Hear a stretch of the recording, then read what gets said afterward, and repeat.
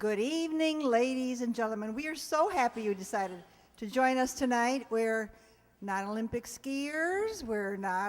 We wouldn't know a triple Lutz from a hole in the ground, and we certainly wouldn't be hurtling down any kind of luges at 90 miles an hour. I think we'd all have heart attacks. But we're glad you chose to come be with us tonight. No, we, the Riverside Township radio players, prefer the life of peace and calm, with only an occasional murder or two coming from old-time radio shows. Tonight, the first of our two productions is just that. Mr. and Mrs. Jerry and Pam North solving a whodunit, as they did every week in the 40s. They were not detectives, just an average couple who seemed to stumble over average corpses. Joseph Curtin and Alice Frost played the Norths originally, with Richard Denning and Barbara Britton taking over later in the run, and eventually it turned into television with those two stars. So here we go, ladies and gentlemen. Click on that old Grundig Majestic. Who remembers Grundig Majestics? Oh, I got hands out there. Good. And it's time for Mr. and Mrs. North.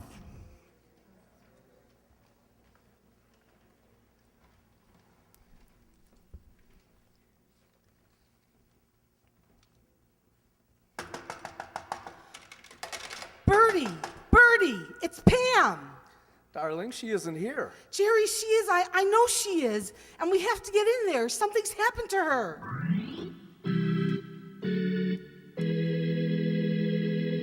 Mr. and Mrs. North.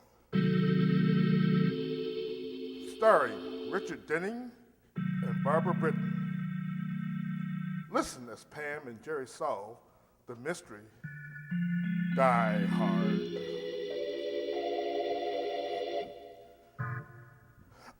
September is a time of many things, of turning leaves and returning vacationers, of homes suddenly growing quiet and schoolyards and campuses coming back to life. And September is a nostalgic time, a time just made for a person like Pam North to revisit the place like Colfax College.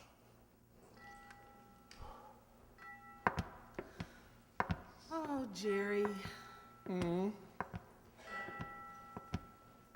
Listen, the chapel bells. Oh, Colfax, we love thee, thy towering trees, thy hallowed halls, thy fields of golden flax. Flax? Well, golden flax, Colfax, it rhymes. It does? Oh, Colfax, we know our alma. Oh, Pam. Darling, what's the matter? That song, I never hear it but when I cry. Well, I don't wonder. That song's enough to unnerve anyone. Oh, Jerry. Well, the music I can stand, but those lyrics. It's not what the lyrics say, it's what they mean. Okay, darling. Well, now what should we do? Well, let's see. We've seen the stadium, the dorms, March Hall, Edwards Hall. Now on to the library. The library? Oh, now, Pam, you're not going to have time to read? Oh, I'm not going to the library to get a book. I'm going to see Bertie. Bertie? Bertie Twig. Who? Twigg, Twig. Oh, you're kidding. There really isn't anyone named Bertie Twig, is there? Oh, yes, there is. Well, then, let's go. This is a person I want to meet.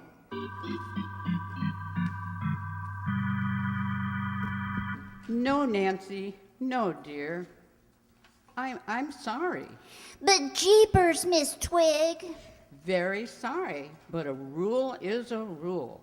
After all, that's why rules are made. Yes, but I really want... Adult books are for adults. Children's books are for children. That's the rule, dear. But I'm not a child. I'm 13. 13. Yes, I know.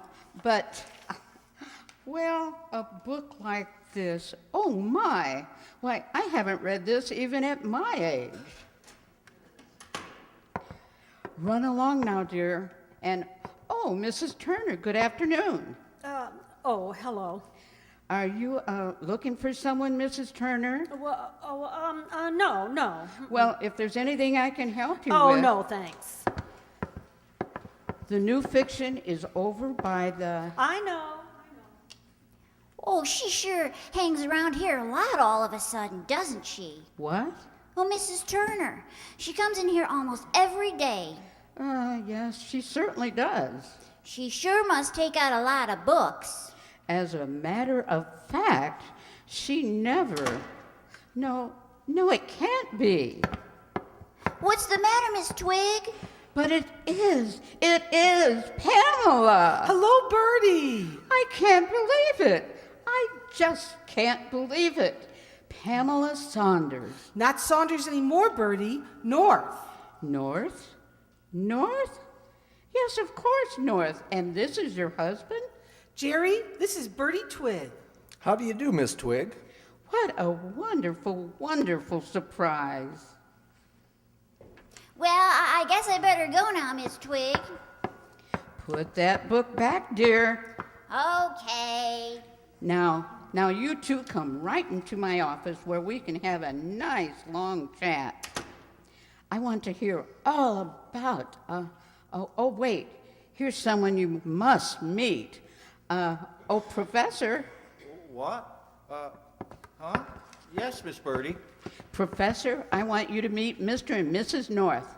Pamela and Jerry, this is Professor Markham. How do you do? Pleased to meet you. Nice. Nice meeting you, Professor. Pamela's a graduate from Colfax, Professor. How nice. Of course, that was before your time. Oh, my goodness, Bertie. You make me sound ancient. No, dear. I didn't mean that. My goodness, no. It's just that Professor Markham is one of our newest, and I might add, most brilliant young professors. Are you looking for someone, Professor? Why, no.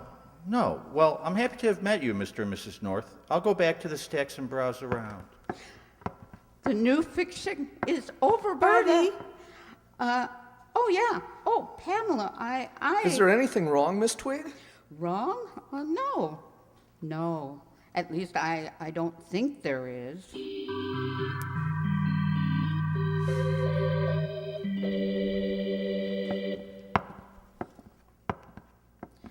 You're a little late, aren't you, Paul? You said 3 o'clock. I'm talking about last night.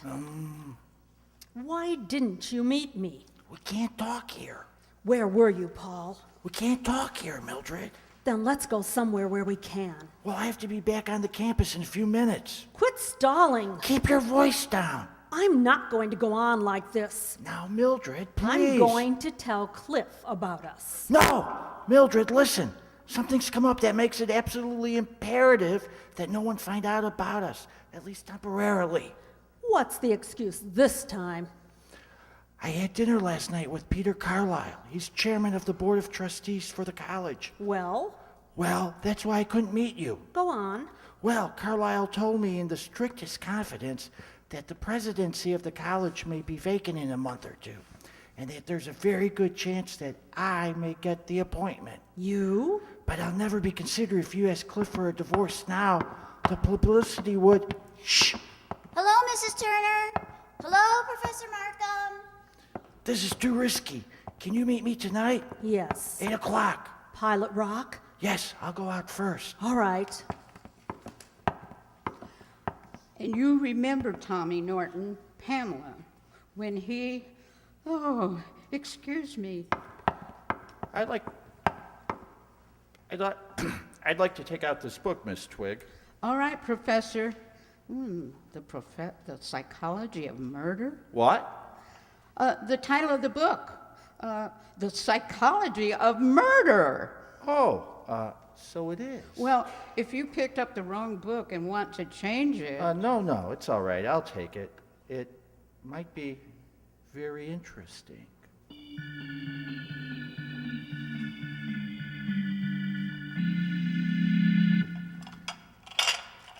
Did you really like Bertie, Jerry? Yes, she's a bit fluttery, but nice. Ick! What's the matter? This food. It isn't very good, is it? No, there must be a better restaurant in town than this. Oh, there are several. Well, why did you want to come here? Well, I just wanted to see the place again. When I was in school, this used to be called the Icebox. It was just a soda parlor then, and it didn't have a cook. It still doesn't. Look, Pam. Will there be anything else? No, thank you. Just the check. Yes, sir. Come on, finish your coffee, Pam, and let's go.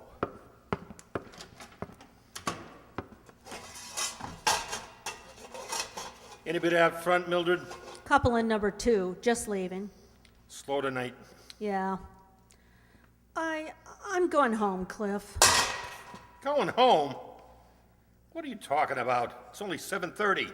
We won't be busy tonight. You can handle the front. Please, Cliff. I've got a nasty headache. You're lying. You don't have a headache any more than I do. And you're not going home. What's the matter with you? I'm sick of this.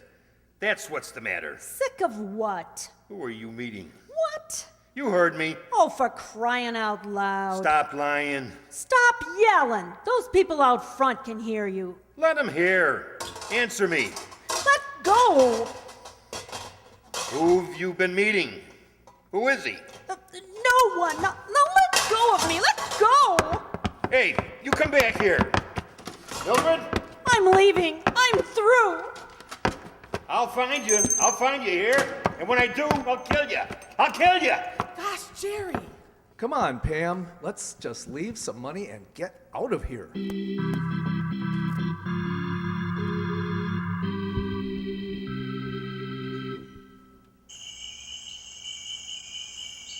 And when I went out the door, Cliff was yelling, "I'll kill you! I'll kill you!" Sounds like a delightful little scene. It was horrible, but, well, actually, I'm glad it happened. Oh?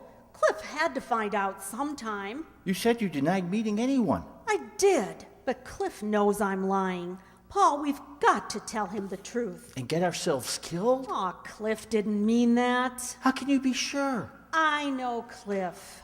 Perhaps, but I hate to go to him and then have you discover that you don't know him as well as you think you do.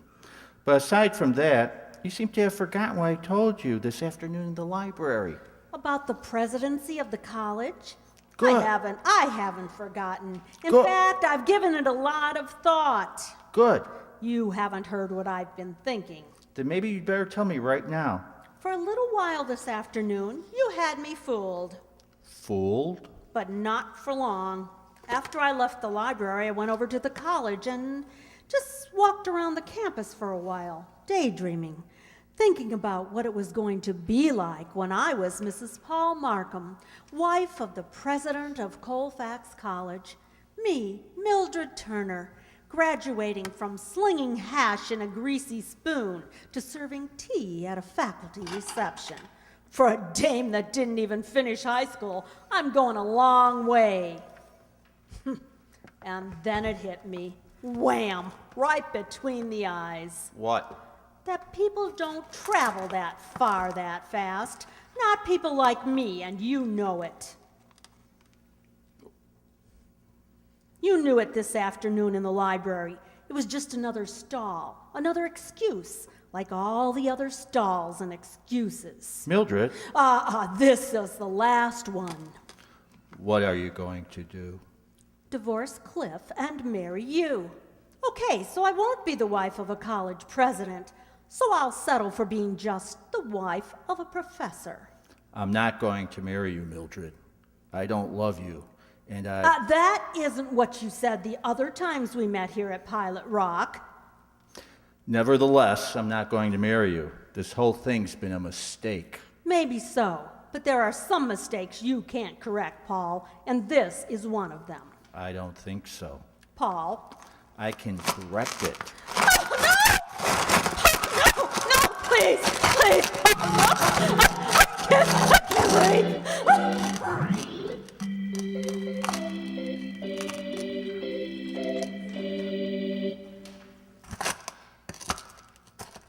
Here we are. Golly, I'd almost forgotten how beautiful it was up here. Oh, I gotta sit down, Pam. Oh, doesn't Pilot Rock have a lovely view? Yeah, so do picture postcards. And you can get them at a drugstore. Oh, you. Complain, complain, complain. I warned you when we planned this weekend that I was going to do all the things that I did when I was in college. Well, you certainly are. Thank heavens you weren't on the football team. Oh, come on, you old grouch. Where now? Down the road.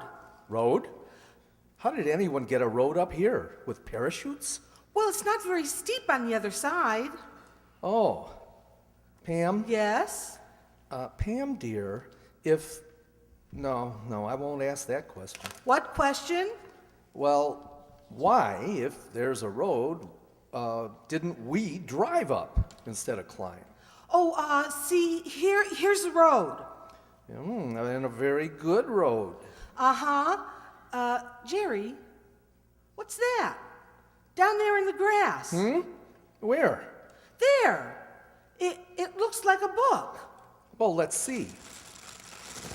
That's what it is. Yeah, The Psychology of Murder.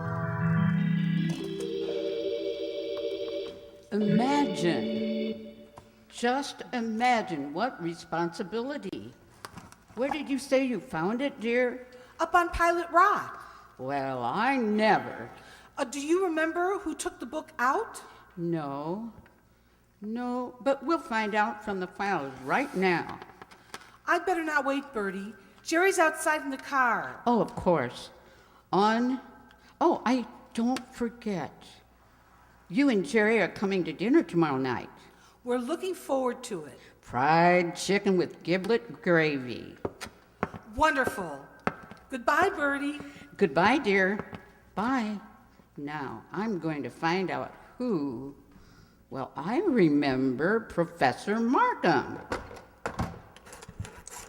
Such a nice man. Just goes to show you never can tell about. Hello? Professor Markham, this is Miss Twig at the library, and I'm shocked at you. What's the matter, Miss Twig? You apparently do not recall what you did with The Psychology of Murder by G. Emerson Pierce, which you took out of the library yesterday. Well, it has been found. Found? And returned to the library. Where was it? Right where you left it, Professor, up on Pilot Rock. Oh, I see. Yes, I did drive up to the Rock yesterday, in the afternoon for some fresh air. I must have knocked it off the seat of my car without noticing it. I'm sorry, Miss Twig. Terrible story. Well, I suppose we all make mistakes, don't we? Yeah. Even professors. Yes, even professors. Well, I'd forgive you this once. Well, thank you, Miss Twig. And the book is here if you want it. I'll pick it up this evening. And, Miss Twig? Yes? I'd appreciate it if you didn't mention this to anyone. I wouldn't want to get the reputation of being an absent-minded professor. I thought of that. That is funny, isn't it? Well, don't worry, Professor. It will be our secret, just ours. Goodbye. Well, he's probably a nice young man after all.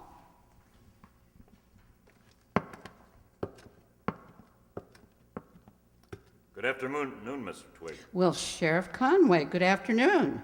I'd like to ask you a couple of questions, Miss Twig. Why, certainly. Sheriff, of course. What about? Do you know Mrs. Mildred Turner? Her husband runs that Turner Cafe in Cloverdale. Why, yes, I know Mrs. Turner. Was she in the library last night any time about 7:30, say? Last night? No, Sheriff, she wasn't. Why? She's missing.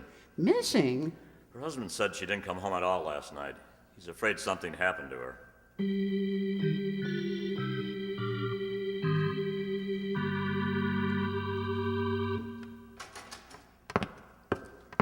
Oh, hi, Sheriff. Hello, Dan. Find out anything? Nothing. Been all over town everywhere, even at the library. No one saw her. Mr. Turner go home? A few minutes ago. But there's Mr. and Mrs. North waiting in your office. What'd they want? Don't say. Well, you'd better go out and have your dinner, Dan. Okay. You folks want to see me? Sheriff Conway? Yes. We're Mr. and Mrs. North. We heard over at the hotel that a Mrs. Turner, the wife of the man who owns the Turner Cafe, is missing. Do you know anything about this, Mrs. Turner? Well, nothing that you may not already know, but we thought we'd better tell you anyway. You see, we had dinner over at the Turner Cafe last night, and we overheard Mr. and Mrs. Turner having a pretty heated argument. What about? Well, from what we heard, it sounded like Mr. Turner was accusing his wife of meeting some man. And Mrs. Turner finally went storming out with Turner yelling that he'd kill her. What time was this? Oh, about 7:30. Well, I wouldn't take it too seriously. Oh, I'll ask Turner about it, of course. But now that I know about this fight, I figured Mrs. Turner just went off somewhere in a huff. Turner will probably be hearing from her in a day or... excuse me. Conway speaking. Yes, Bill. What? Where? Yeah, okay, I'm on my way. Well, looks like I was wrong. Wrong? About what? About you're not taking Mr. Turner's threat seriously. She's dead. Murdered? Yeah, Bill Bates found her body laying in the underbrush up on Pilot Rock. She was strangled to death.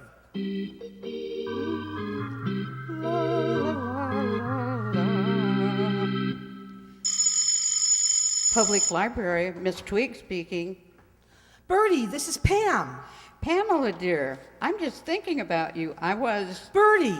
I'm just remembering how much you liked my popovers when you used to come to my house. And Bertie, please, I've got to talk to you. Is something wrong, dear? Have you heard about Mrs. Turner, Bertie? Mrs. Turner? Why, as a matter of fact, I have, yes.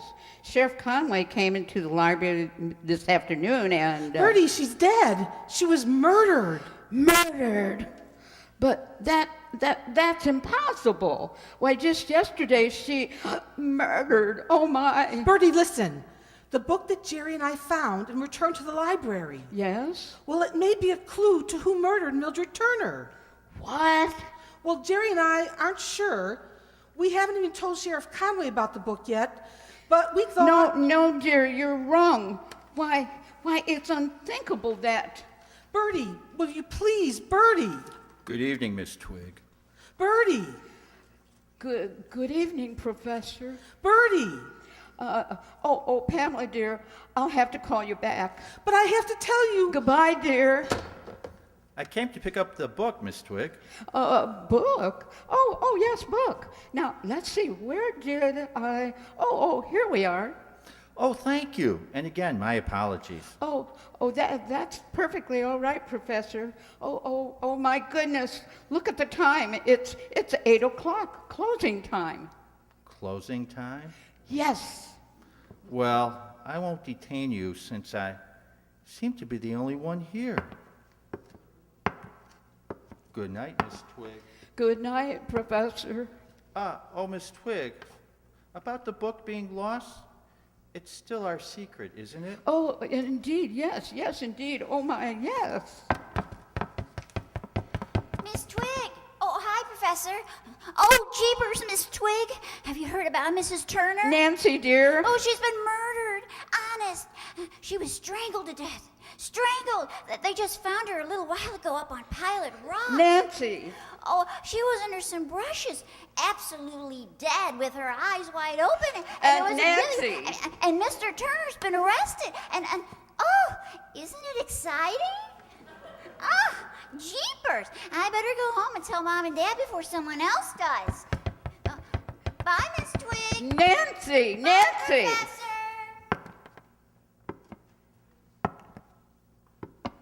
You know, don't you? No? The book and Mrs. Turner, both found on Pilot Rock. That's why you're so nervous. I don't know what you're... Give me your keys. What are you going to do? I'm going to close up for you. Give them to me. Thank you. Now let's... Don't touch that phone. But... Let it ring.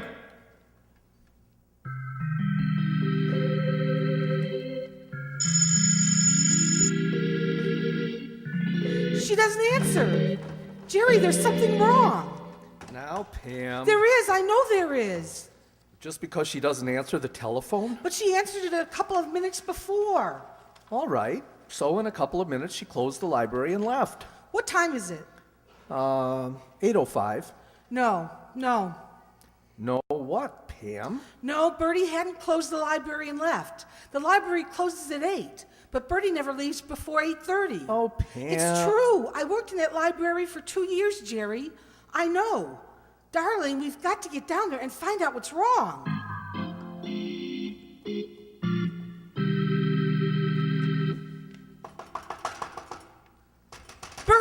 Bertie, it's Pam. Darling, she isn't here. Bertie, You can see for yourself the place is pitch dark. come on. Where are you going? There's a side door hardly anybody knows about. I want to see if it's unlocked.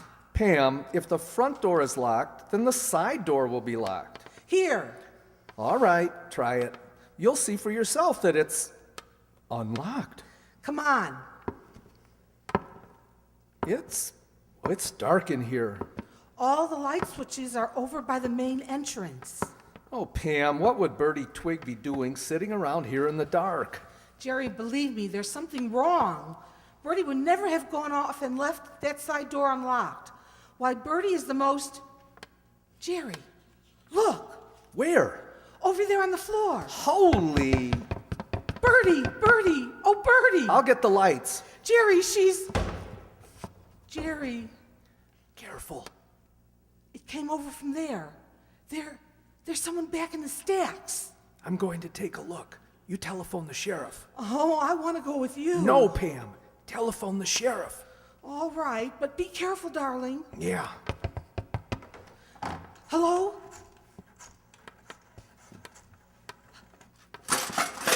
Hello, Sheriff Conway? Sheriff, this is Mrs. North. I'm calling from the light. Oh, Jerry! I'm all right, Pam. What happened? Somebody jumped me.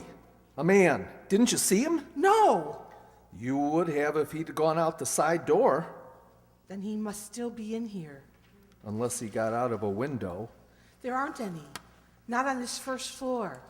Except some small ones above the stacks. Let's get some lights turned on in here. Here are the switches.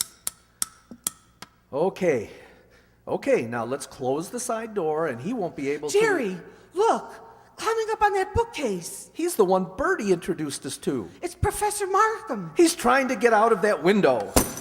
Jerry, the bookcase is tipping over. His weight's pulling it over. Markham, look out! It's falling. Look out! Get back, Pam. Come on, Pam. He's pinned under the bookcase. We'll never be able to move a steel case like that. It must weigh a ton. Markham! Jerry. No hurry about getting him out. He's dead. Oh. What was that? I don't know. It sounded like Bertie. Oh, Jerry, darling, she's alive. She's all right. And he was choking me. And then I heard you, Pamela. Oh, have some dumpling, dear. Pounding on the door and calling my name. More chicken, Jerry? And then, oh my, I just can't remember a thing. You fainted. Exactly. That's exactly what I did. Potatoes, anyone? And Markham must have thought you were dead. Oh, that man. That horrible, horrible, horrible man. Do you know what he was going to do? He told me himself. What? Pass the gravy over to Jerry, dear. Oh, that book you found up on Pilot Rock. Yeah, what about it? Well, after he killed me, he was going to take the book and destroy the record of it in my files. So it could never be traced back to him. Exactly, dear, exactly. Do have another pop over, Jerry. He was actually going to steal that book. Well, when he told me that, I saw right then and there what kind of a man he was.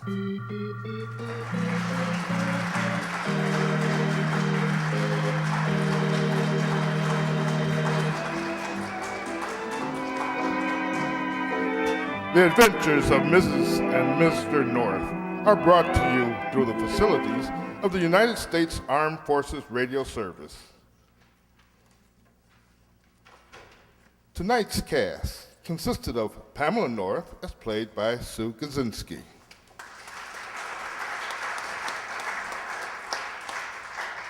with Jerry North being acted by Jay Summerfield.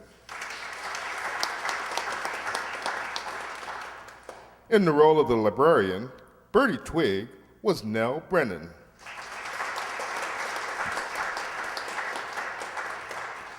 Nancy, the little girl who didn't know when to keep quiet, was Donna Amismeyer.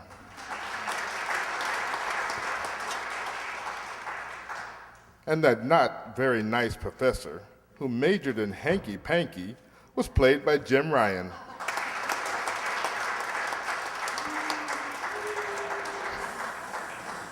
With Mrs. Turner, the object of his indiscretion, being read by our Judy Marsh.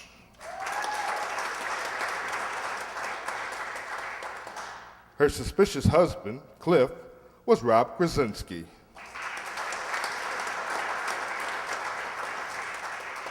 Sheriff Conway and his deputy Dan were in the persons of Dave Sanchi and John Schiffke.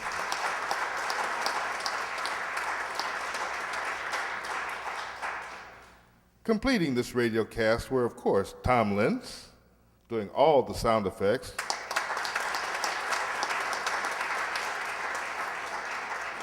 with all that new music being created by Marianne Sadalek.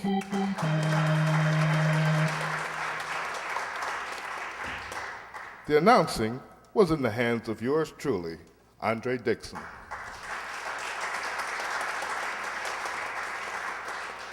And here's Ellie Babka to set the stage for part 2 of tonight's entertainment.